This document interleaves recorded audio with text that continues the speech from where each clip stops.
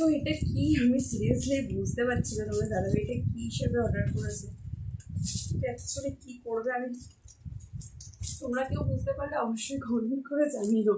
তোমার দাদাভাই এখন অফিস গেছে, ও এলে ও ভালো বলতে পারবে যে এটা কী করবে। এটা আই থিঙ্ক মাথায় পড়ার, কিন্তু কেন এটা কী জন্য অর্ডার করেছে আই ডোন্ট নো, আমি সত্যিই জানি না।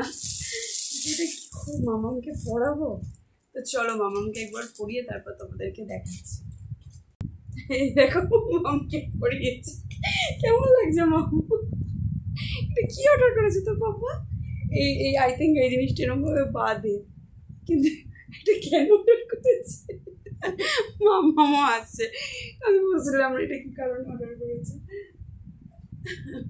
এই যে পেছনে একটা লক, এটা আমি পড়িয়েছি মামাকে। মামা এটা কি করবি পড়ে তুই? ভালো লাগছে? ভালো লাগছে?